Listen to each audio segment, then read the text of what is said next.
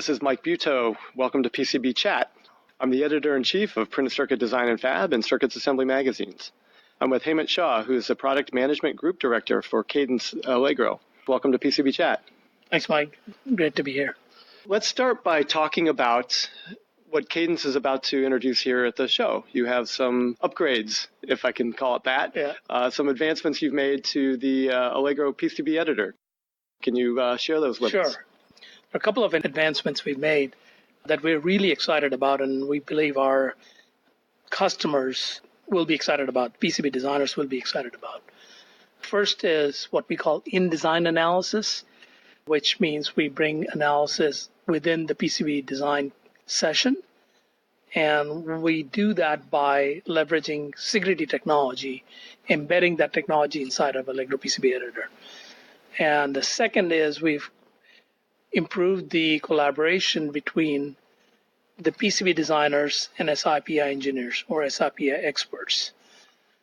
And so we're excited about both of those, the in-design analysis working asynchronously between the PCB designers and SIPI engineers, and working synchronously in that both SIPI engineers and the PCB designers can work in the same board and work at the same time in real time.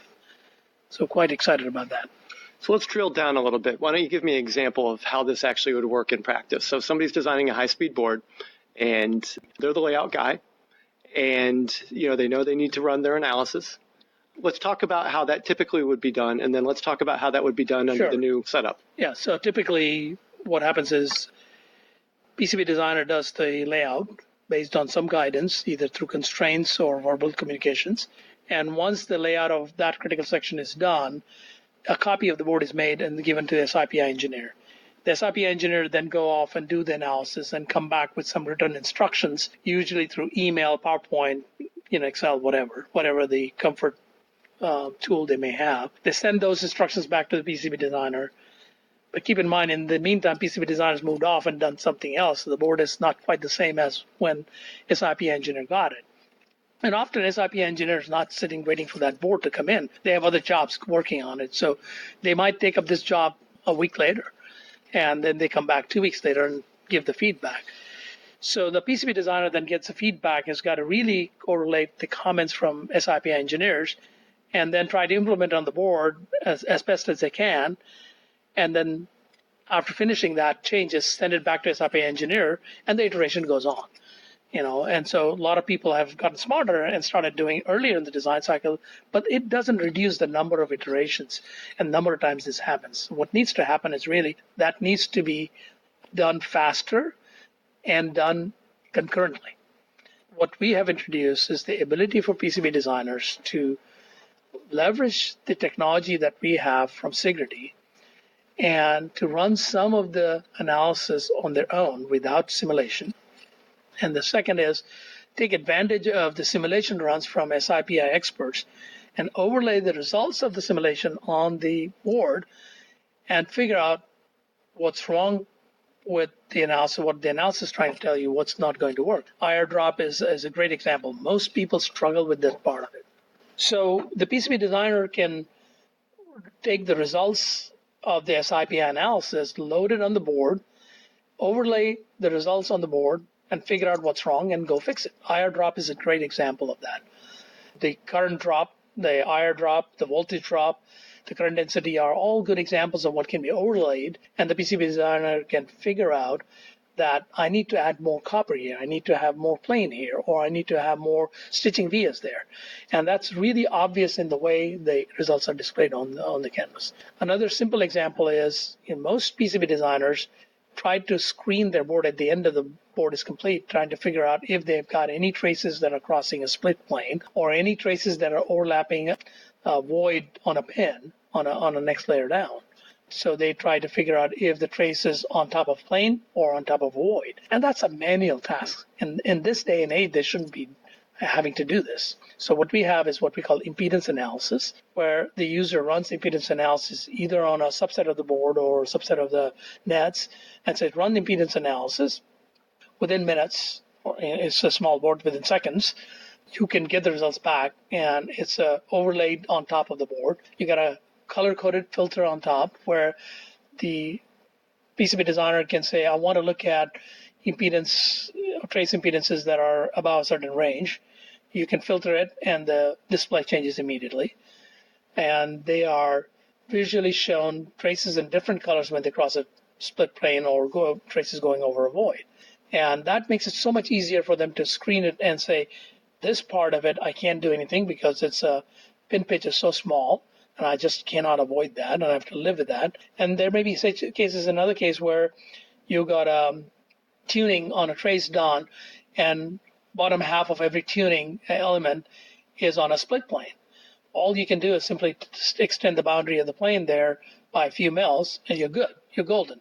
So this is how you reduce the iterations. Now you can do that with impedance. Then you can look at coupling analysis, where we say strong coupling, show traces with strong coupling, and be able to visually see it and fix it immediately in areas of concern, and ignore the ones that you think are not a problem.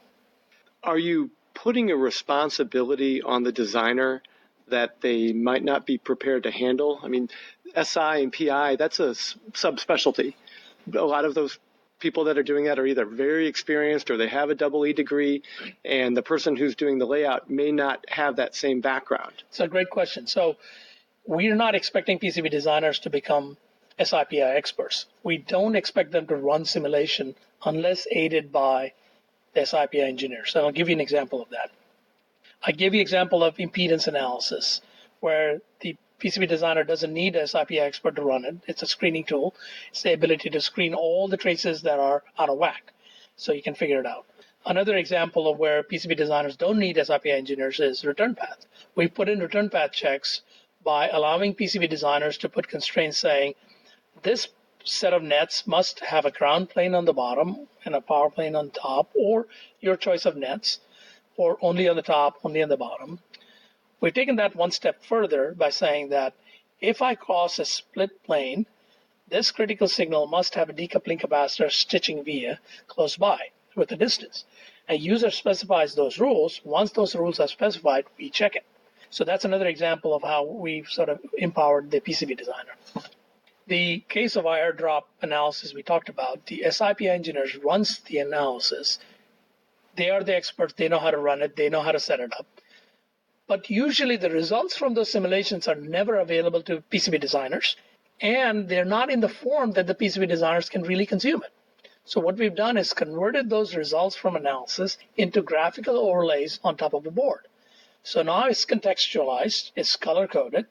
Now you can look at it, and you can click on a particular area, and there's tables to show you the data, and you can sort it by most offensive area or most critical area, and you can double-click on it, and you can look at that area. You are also able to push a button and say, rerun simulation like the SI/PI engineer ran it.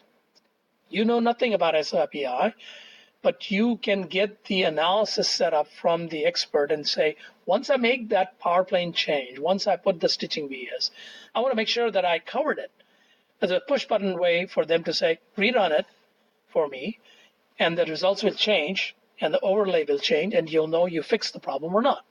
So we're taking this iteration between PCB designers and SI/PI engineers away, because we've all put it into the context of what a PCB designer can understand. And that's the power of the technology. That's the power of Sigrity and Allegro working together. Now, with the Sigrity operations running inside of Allegro, what, if any, will be the drag or the penalty to the other operations that Allegro would be running? None. Actually, it'll run in the background. Sigrity analysis will run in the background like it does. And Allegro can continue working on it. And this is the beauty of the concurrent design we can do. So on a large board or a complex board, when you have multiple PCB designers working, now you can imagine that PCB designer finished the DDR4 section, and he goes on to work on another section, or other team members work on power supply and other areas. The SI/PI engineer can join this real-time session and run analysis on DDR4 section while the board is being updated for other areas. And now you're not making a copy of the board. Now the results are consistent with the board as it is at the point in time it is. And this is the multidiscipline, cross-functional collaboration that we've enabled, and eliminating the iterations and time-consuming cycles that are there. And that just shortens the cycle. And everybody sleeps better because they know they've analyzed the board at the right time with the right set of properties. It sounds like, insofar as Sigrity is concerned, it will remain a standalone platform for all its traditional uses. Correct. Sigrity will continue to be used like SIP engineers want to be. But what we've done is brought these two domains together so they can collaborate on the board. Ultimately, they're all working on the same board. And the state of industry is such that they are making copies of it because that's all the technologies allowed them to do. Now, with this combination, they don't have to make copies of the board. They don't have to keep track of which board I analyzed, what date, and so on. Let's talk about availability. You're making the announcement this week. When will this be rolled out? This will be rolled out in next month, in October, middle of October. So people will have that in our new version, Allegro 2019, 17.4. Allegro 2019 is a release name, and 17.4 for those people that understand our release numbering from the past, right? So we 2019-17.4. If you are a maintenance customer, will you automatically get it?